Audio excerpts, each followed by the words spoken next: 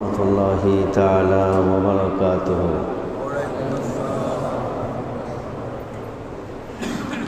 الحمد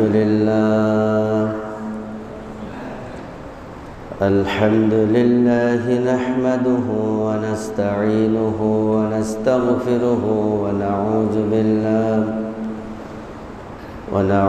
بالله من شرور أنفسنا ومن سيئات أعمالنا. من يهده الله فلا مضل له ومن يضلله فلا هادي له.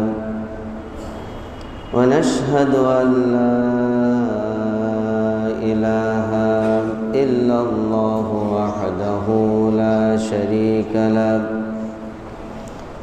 ونشهد أن سيدنا وحبيبنا ومولانا محمدًا عبده ورسوله الذي أرسله بالحق بشيرا ونذيرا وداعيا إلى الله بإذنه وسراجا منيرا. وقد قال الله تعالى في كلامه المجيد وفرقانه الحميد: أعوذ بالله من الشيطان الرجيم. بسم الله الرحمن الرحيم. إن الله وملائكته يصلون على النبي يا أيها الذين آمنوا صلوا عليه وسلموا تسليما. اللهم صل على مولانا محمد وعلى آله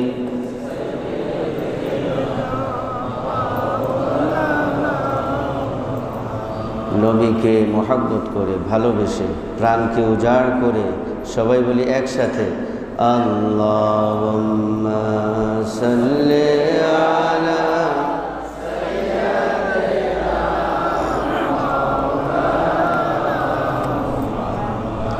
ওয়ালা আলি মাওলানা। বনের পশুরাও বলে আজকে মোদের খুশির দিন। এই মদিনায় তশরিফ আনলেন রাহমাতাল লিল আলামিন। আল্লাহুম্মা সাল্লি আলা মাওলানা وعلى آل مولانا. بلغ العلا بكماله كشف الدجى بجماله. حسنت جميع خصاله. صلوا होना ये फूल तो बुलबुल का तरन्नुम भी न हो. चिमने दहर में कलियों का तबस्सुम भी न हो. बलगल उला बेकमालिही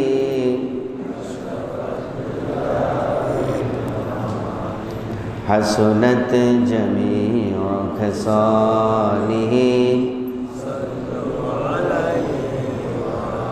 उतर कर गरहरा से सोए कौम आया और नुस्खत क़िमिया की सतलाया बलगल उला बेकमालिही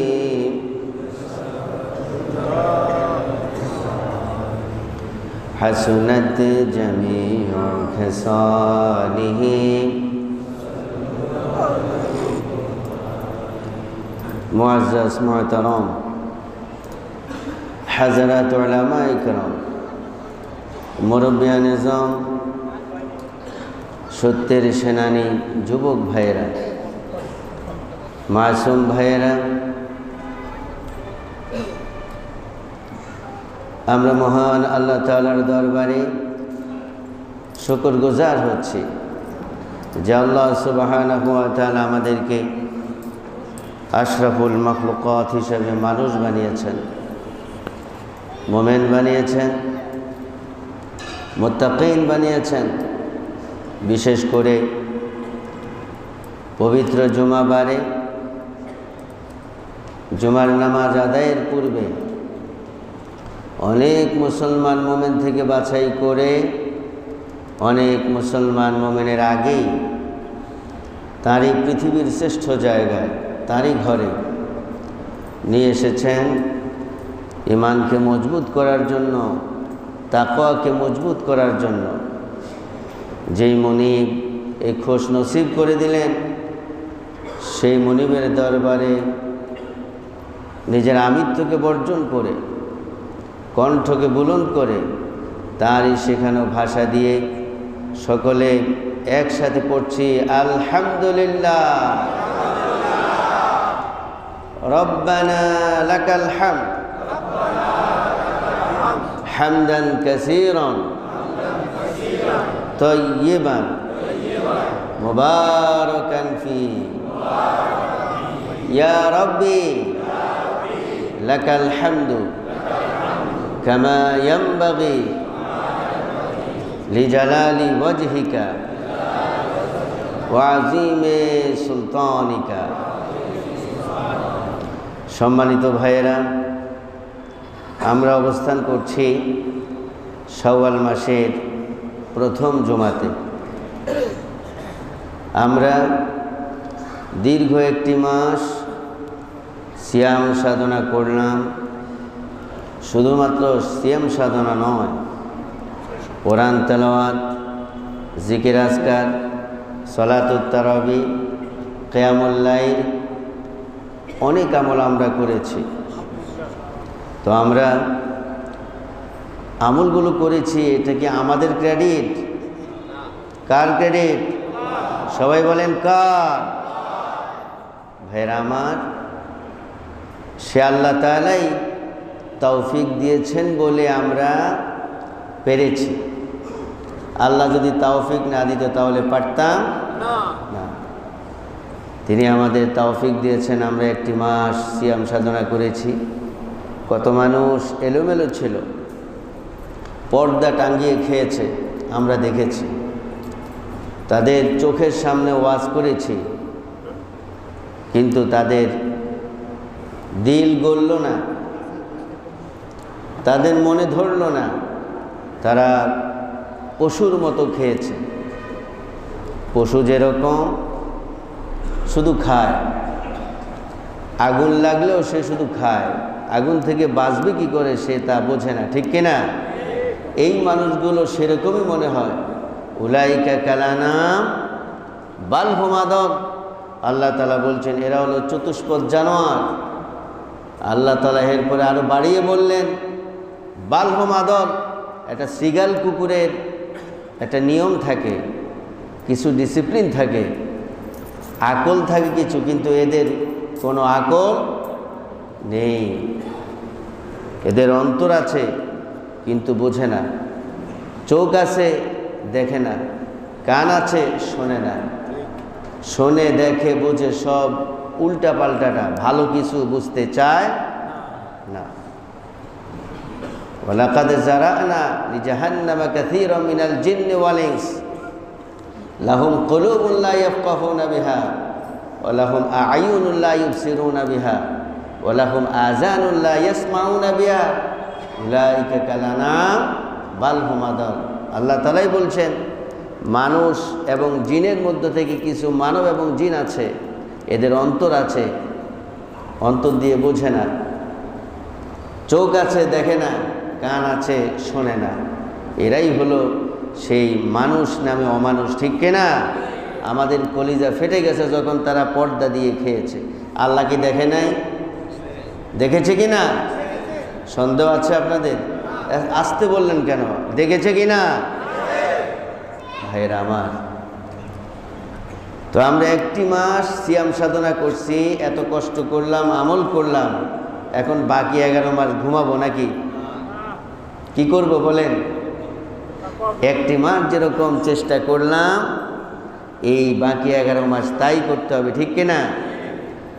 এর মধ্যে 11 মাস থেকে 6 মাস দোয়া করব, আল্লাহ ইবাদতগুলো কবুল করো।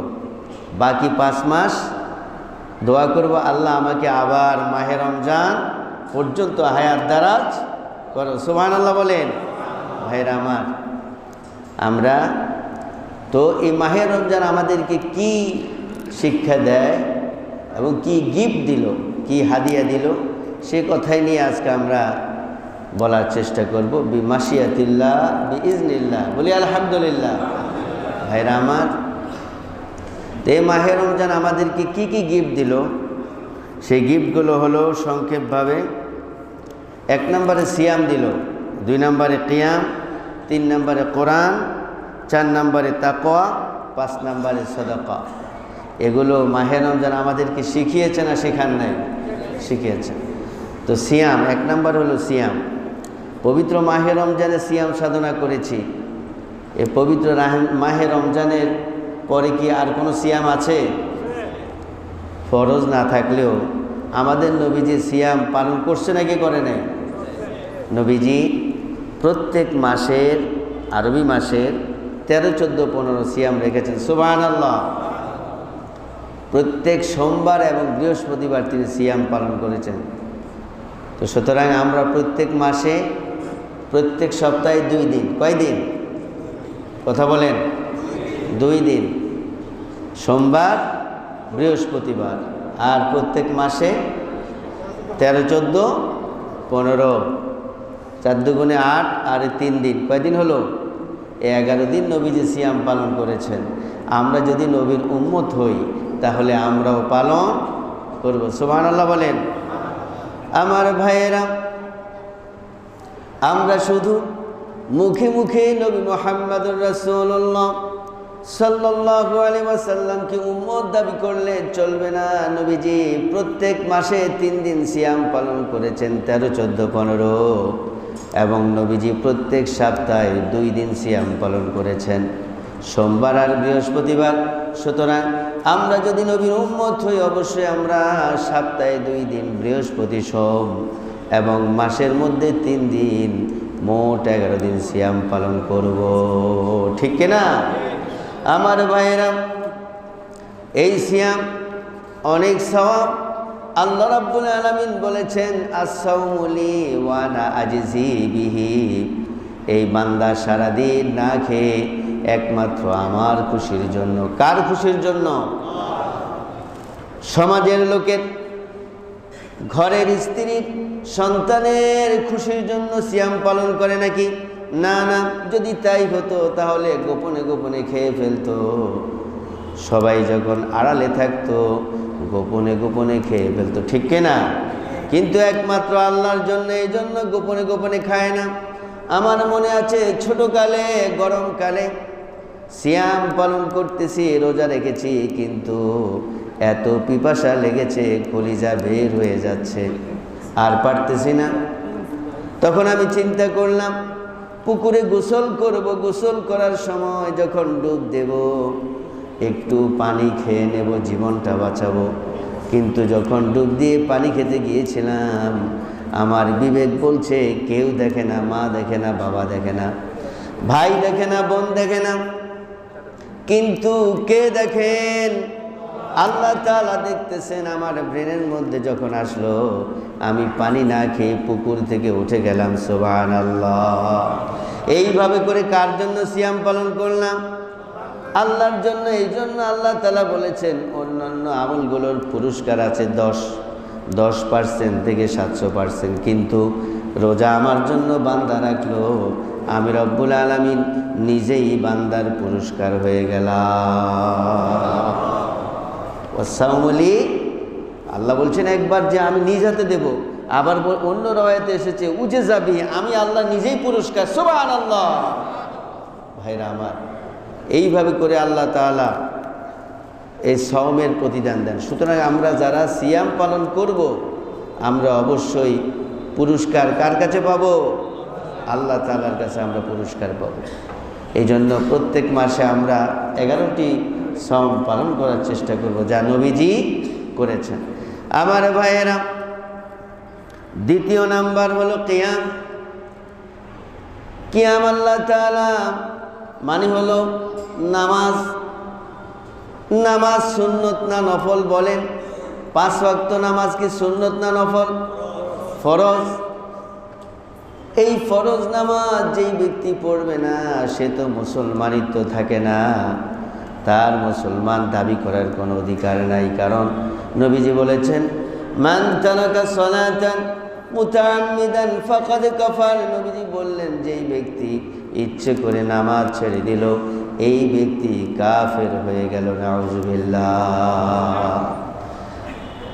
এই কিয়াম, এই নামাজ শুধুমাত্র 5 ওয়াক্ত নয়। নবীজি কি এর বাহিরে নামাজ পড়ছে নাকি পড়ে নাই?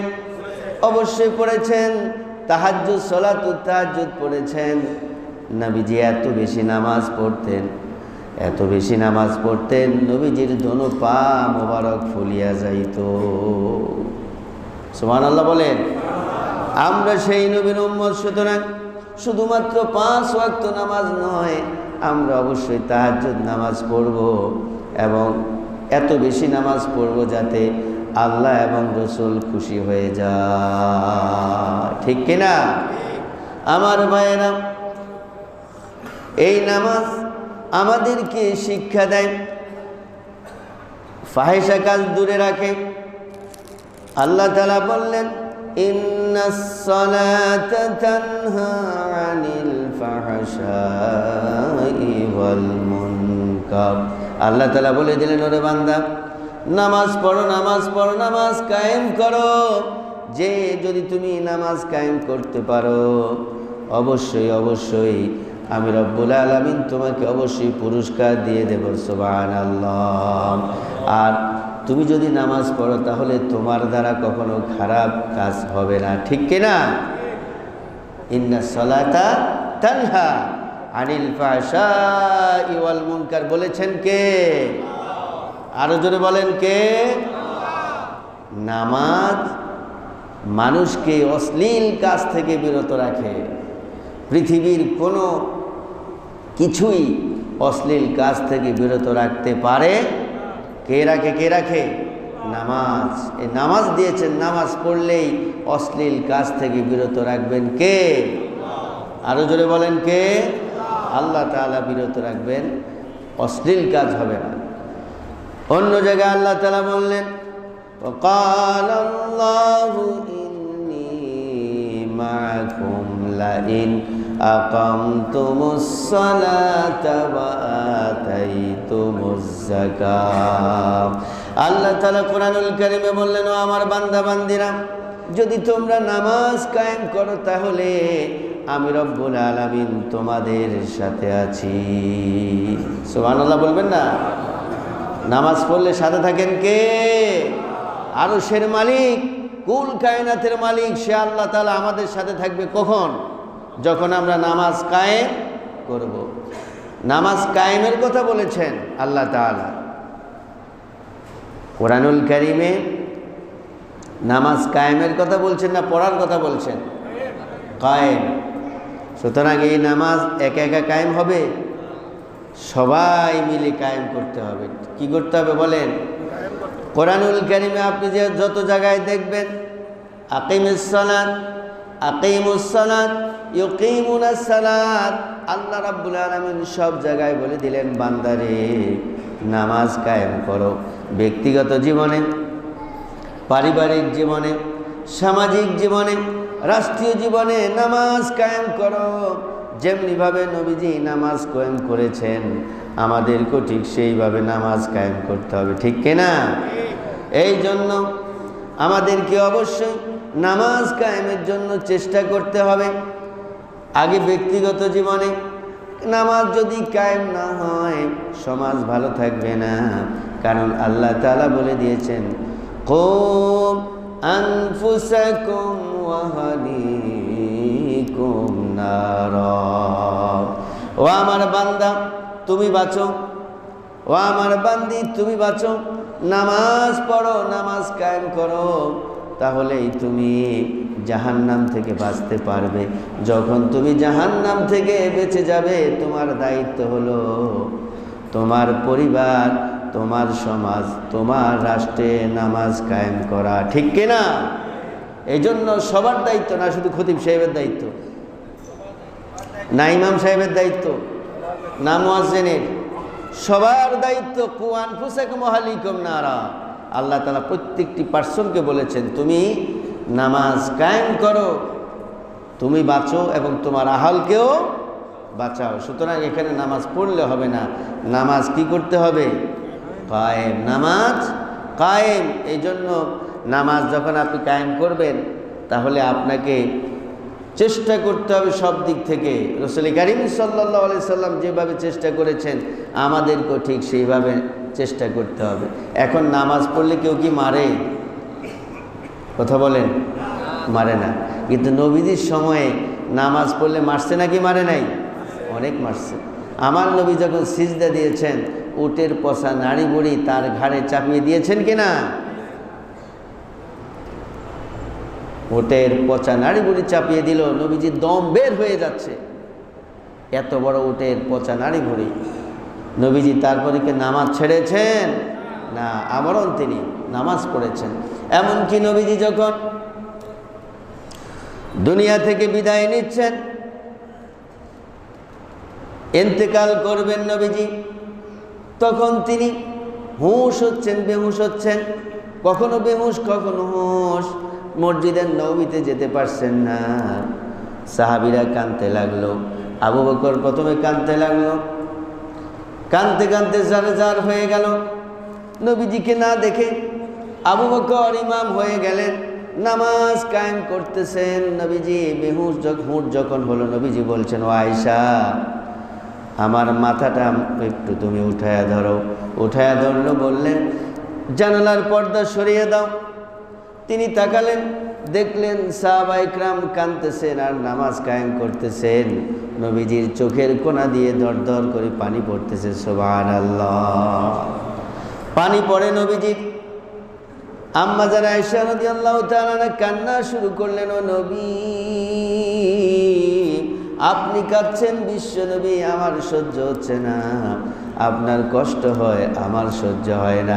নবীজি বললেন ও আয়েশা আমার চোখে তুমি যে পানিগুলো দেখো এগুলো কষ্টের পানি নয়, এগুলো হলো আনন্দের পানি।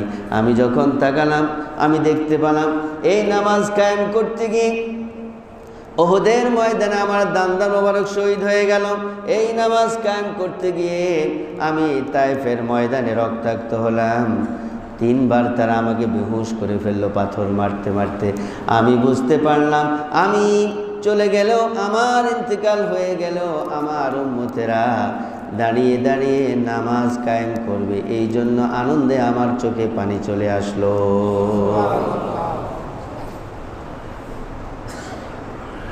এই সময় নবীজি মৃত্যুর সময়, ইন্তেকালের সময় নবীজি সম্পদের হিসাব নেন নাই, স্ত্রী ডাকেন নাই, সন্তান ডাকেন নাই। নবীজি প্রাণ খুলে এই নামাজের কথাই বললেন। নবীজি বললেন আসসালাত আসসালাত ওয়া মা মালাকাত আইমানুকুম, নামাজ নামাজ, আমার উম্মতেরা নামাজ। তাহলে এই নামাজ রমজানে পড়লাম আর পড়বো না নাকি? 5 ওয়াক্তে এরকম মসজিদ ভরে কি না? কম না? তাহলে হলো না। আমার নবীজি ইন্তেকালের সময় নামাজের খোঁজ নিয়েছেন, কিচ্ছুর খোঁজ নেয় নাই। আর তার ছাত্র ওমর ফারুক রাদিয়াল্লাহু তাআলা আনহু, তাকে যখন আবু লুলু ছুরিকাঘাত করলো, পেটের নাড়ি ভুড়ি বের হয়ে গেল, অজ্ঞান হয়ে গেলেন। পরবর্তীতে যখন হুঁশ আসলো, তিনি কন্যা আমার স্ত্রী কোথায়, আমার সন্তান কোথায় তা বলে নাই, বলেছে আমি তো নামাজে দাঁড়িয়েছি, ওই নামাজ কি তোমরা আদায় করেছো, কায়েম করেছো? সুবহানাল্লাহ। ভাইরা আমার, এই নামাজ কায়েম করতে হবে সব জায়গায়, তাহলে বাংলাদেশ জান্নাত হয়ে যাবে, ঠিক কিনা? বেশি বেশি খাওয়ার মোহ জাগবে না। এক লোকমায় বাংলাদেশ খাওয়ার নেশা জাগবে না, কিচ্ছু লাগে না। যদি নামাজ কায়েম করে তাহলে আজকে দেশে এত লুট তরাজ হতো না, ঠিক কিনা? এর আগেও তারা লুট করতে পারত এই নামাজ। সুবহানাল্লাহ বলেন।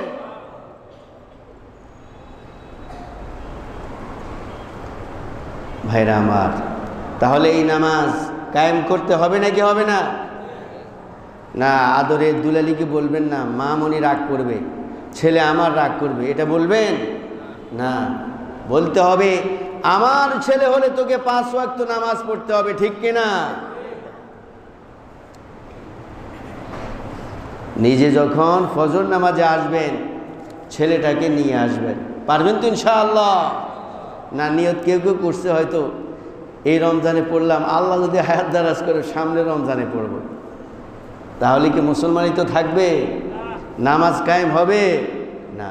ভাইরা আমার, এক একটা চ্যাপ্টার, এক একটা বিষয় অনেক বড়, কিন্তু আজকে তো আমরা এত বেশি বলতে পারবো না, একটু হালকা হালকা চাপ দিয়ে বলছি। এবার বলবো কোরআন নিয়ে তৃতীয় গিফট। রমজান আমাদেরকে হাদিয়া দিল অনেকগুলো, এর মধ্যে আজকে 5টি বলবো। কয়টি বলবো? 5টি হাদিয়া। এর মধ্যে 3 নম্বর হাদিয়া হলো কোরআনুল কারীম। সুবহানাল্লাহ বলেন। কোরআনুল কারীম, কোরআন শব্দের আবিধানিক অর্থ কি? দুই একজন বলেন দেখি।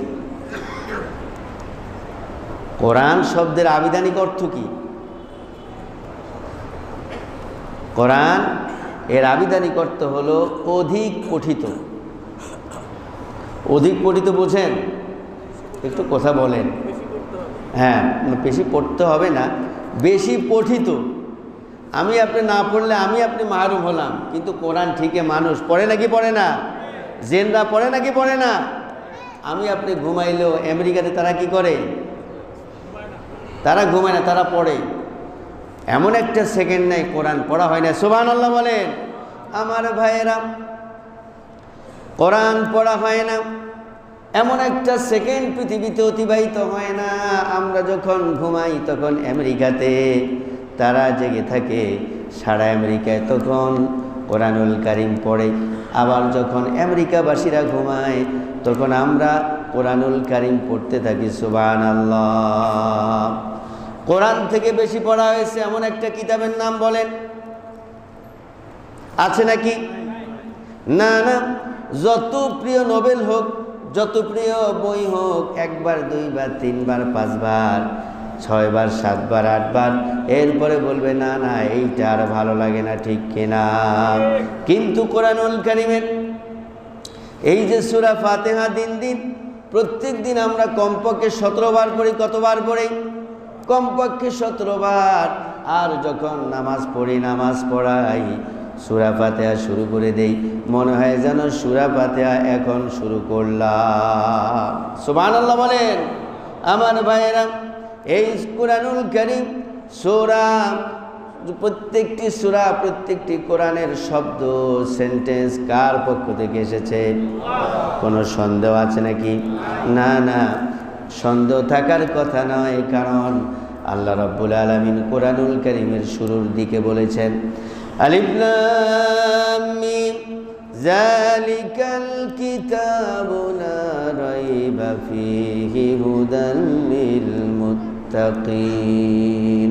আল্লাহ তাআলা কোরআনুল কারীমের শুরুতেই বললেন, ইজ দিস কিতাব, ইট ইজ কিতাব there is no doubt in it, কোরআন এমন একটা কিতাব যেই কোরআনের মধ্যে বিন্দু মাত্র কোনো সন্দেহ নাই। সুবহানাল্লাহ। কোন যুগে বললেন? যখন সারা ওয়ার্ল্ডে গল্পের প্রতিযোগিতা, কবিতার প্রতিযোগিতা হতো, আমরা যতই দাওরা হাদিস পড়ি, যতই টাইটেল পড়ি, কিন্তু তখন যে কবিরা ছিল তাদের ধারে কাছে যেতে পারবো না, ঠিক কিনা?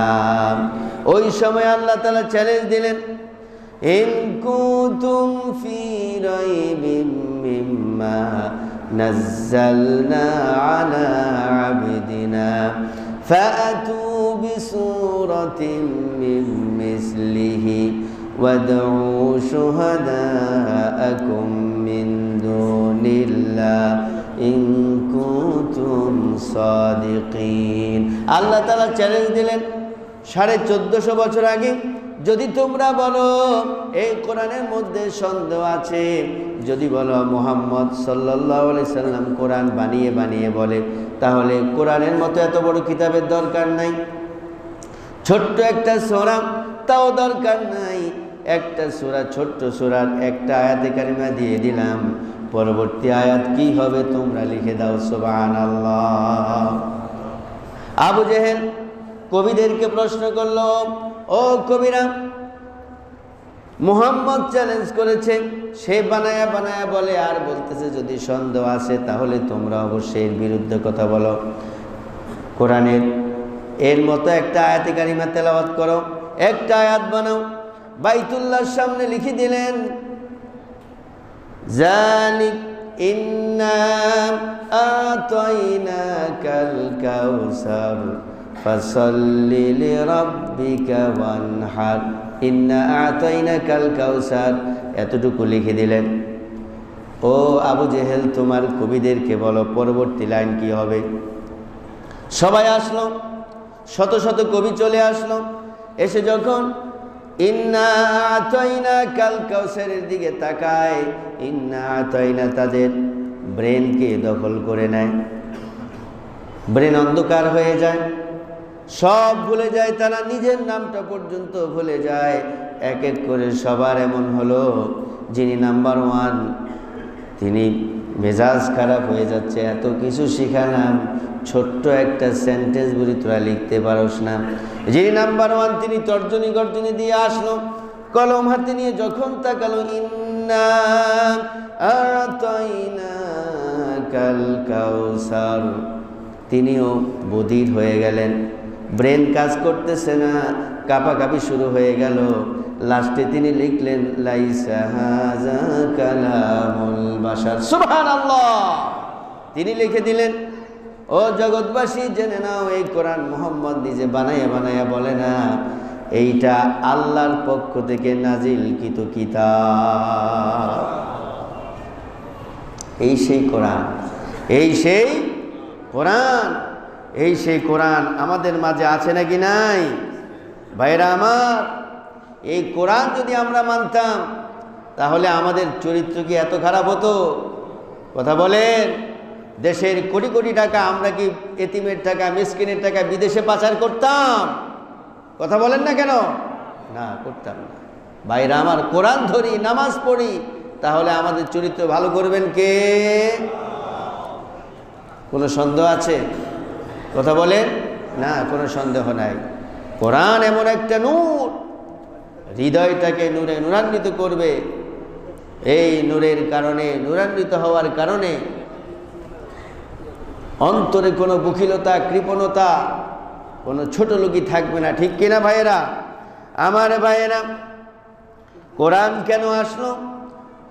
কোরআনেই আল্লাহ তাআলা বললেন, আপনি যদি কোরআনকে বলে দেন, ও কোরআন তুমি কেন আসলে, কোরআন জবাব দিচ্ছে, লিতুখরিজান নাসা মিনাজ যুলুমাতি ইলান নূর। সবাই বলি আল্লাহু আকবার। আল্লাহ রাব্বুল আলামিন বলে দিলেন, কোরআন জবাব দিচ্ছি, ও জগতের মানুষ, নরনারী, তোমরা জেনে নাও, আমি কোরআন এসেছি। তোমরা আইয়ামে জাহিলিয়ার যুগে ছিলে, যখন কোরআন নাজিল হয় নাই, জেহালতের যুগ ছিল, অন্ধকার ছিল, মানুষের হিতাহিত জ্ঞান ছিল না। আইয়ামে জাহিলিয়ার যুগে, ঠিক কিনা? ঠিক কিনা? এই অন্ধকার থেকে আলোর পথে জান্নাতের পথে নিয়ে যাওয়ার জন্য আল্লাহ রাব্বুল আলামিন আমাকে তোমাদের কাছে নাজিল করেছেন। লিতুখরিজান নাসা মিনাজ জুলুমাতি ইলান নূর বলেছেন কে? আল্লাহ। আল্লাহ তাআলা দেখে নাই আমরা যে জাহেল ছিলাম, কত বড় জাহেল জানেন? জাহিলিয়াতের যুগে তাদের চরিত্র এত খারাপ ছিল, মদের আয়োজন করতে। কিসের আয়োজন? মদের আড্ডা, মাঝে মধ্যে এখনো হয়, ঠিক কিনা? ওই দেশের সুন্দরী নারী নিয়ে আসতো, নারী নিয়ে এসে তাকে ধর্ষণ করত। ধর্ষণ করে যখন সে গর্ভবতী হতো, গর্ভ যখন ফুলে যেত, আবার মদের আসর বসিয়ে ওই নারীকে নিয়ে আসতো, এনে তাকে উলঙ্গ করত। উলঙ্গ করে তার পেট তো উঁচু, তারা থাবা মেরে পেটটাকে ছেড়ে নিয়ে আসে, নাউজুবিল্লাহ। পেটের বাচ্চাটা জমিনে পড়ে ছটপট করতে করতে মরে, মাও ছটপট করতে করতে মরে, আর তারা আনন্দ করতে থাকে, নাউজুবিল্লাহ। জাহিলিয়াতের যুগে তাই হয়েছে, এখন হয় না? হয় না কি হয় না? কিছুদিন আগে না আসিয়া এত কষ্ট পেল, পাইছে না কষ্ট? কথা বলেন না, কষ্ট পাইছে না? আপনারা কষ্ট পান নাই? পাইছে। যে মানুষ, তার হৃদয়ে রক্তকরণ হয়েছে নাকি হয় নাই? হয়েছে। তো জাহিলিয়াতের কাছাকাছি আছি আমরা। আহারে মানুষ, কেন মানুষ হইলাম? আশরাফুল মাখলুকাত কেন বানাইল আল্লাহ তাআলা? তার কোনো গবেষণা নাই, মন যা করে তাই। নাউজুবিল্লাহ বলেন। এই লিতুখরিজান নাসা মিনাজ জুলুমাতি ইলান নূর, আল্লাহ রাব্বুল আলামিন কোরআনুল কারীমকে বললেন, ও কোরআন তুমি বলে দাও, এই জাহিলিয়াতের যুগের মানুষগুলোকে আলোকিত করার জন্য, হেরা গুহার আলো দিয়ে, কোরআন দিয়ে নিজের সমাজটাকে, নিজের দেশটাকে, নিজের পরিবারকে, নিজের জীবনটাকে সাজানোর জন্য আল্লাহ কোরআন দিয়েছেন। সুবহানাল্লাহ। আমার ভাইয়েরা, আবার যদি বলেন কোরআন কেন আসলা তুমি, কোরআন জবাব দিচ্ছে, ইন্না আনজালনাহু কুরআনান আরাবিয়ান লাআল্লাকুম তাকিলুন। সবাই বলি আল্লাহু আকবার। আল্লাহ তাআলা বলে দিলেন কোরআন, কোরআন বললেন, ও জগৎবাসী জেনে নাও আমি কেন এসেছি। আমি এসেছি তোমরা আমাকে বুঝে বুঝে পড়বা, এই জন্য আমি এসেছি। কোরআন বোঝার জন্য কোরআন আসছে। আর আমরা ফতোয়া মারি, কোরআন পড়লে সওয়াব, পড়লে সওয়াব ঠিক আছে, কিন্তু বুঝলে কি সওয়াব বেশি না কম? অনেক বেশি, অনেক বেশি।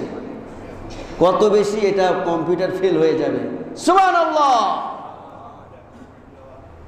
এক শ্রেণীর মানুষ কয় কোরআন বুঝবে আলেমরা, খতিবরা, ইমামরা, তারা কোরআন বুঝবে, আমরা সাধারণ মানুষ, আমরা মুরব্বীরা কি বলে তাই শুনি।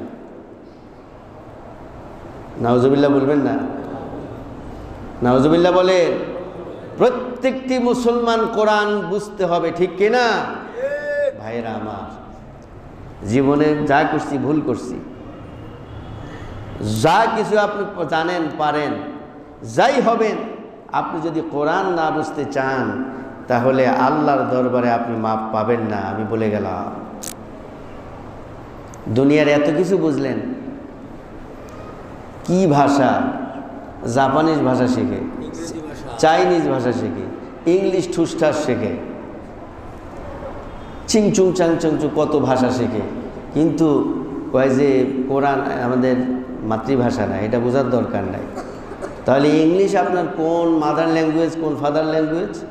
অথবা কোরিয়ান ভাষাতে শেখেন, চাইনিজ ভাষা, এগুলো শেখেন, যে এটা কি মাদার ল্যাঙ্গুয়েজ?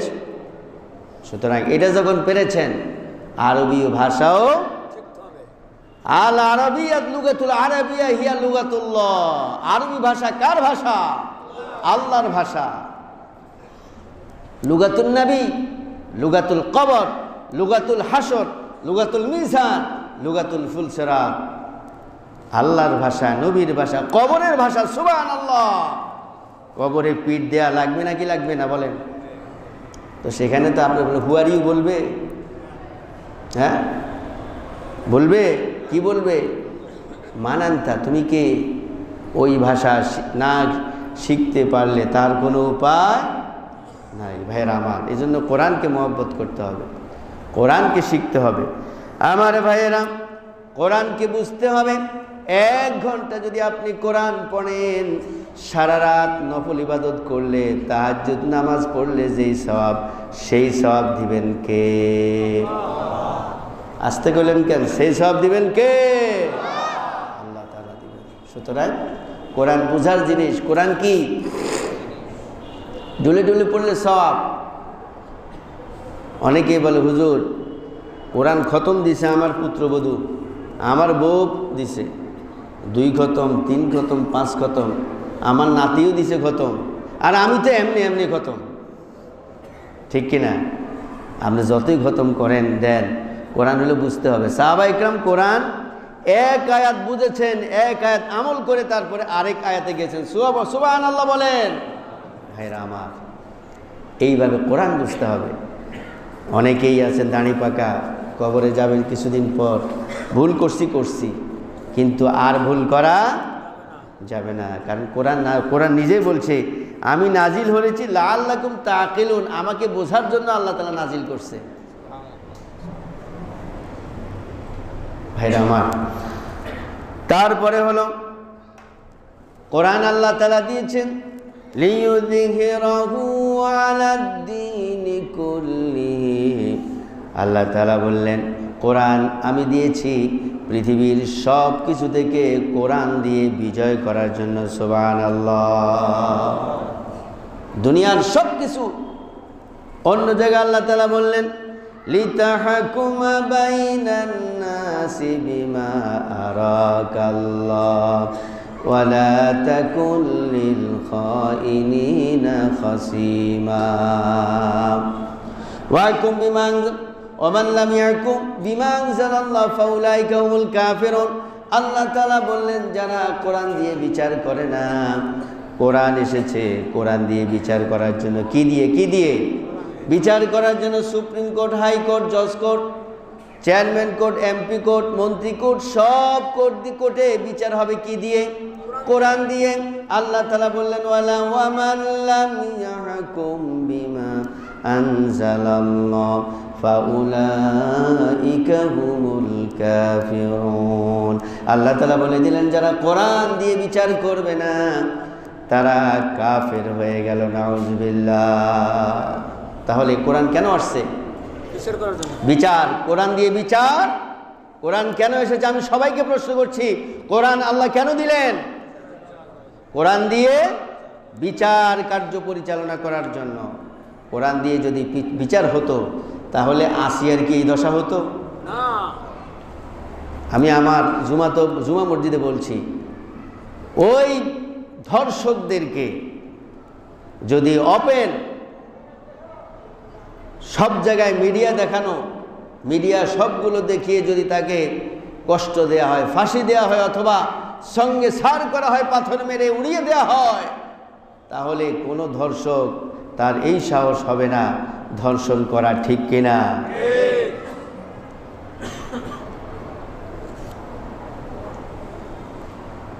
কিন্তু আল্লাহর কোরআন দিয়ে আমরা বিচার করতে চাই না। কারণ কি? কারণ হলো আমি তো আটকে যাব। আমি যদি বাঁচতে চাই, আল্লাহ তাআলা আমাকে বাঁচাবে নাকি বাঁচাবে না? ওমর ফারুক শ্রেষ্ঠ সন্ত্রাস ছিল, শ্রেষ্ঠ ধর্ষক ছিল, আর সেই ওমর ফারুক জান্নাতি হলো। সুবহানাল্লাহ। জান্নাতি কে বানালো? এ কোরআন।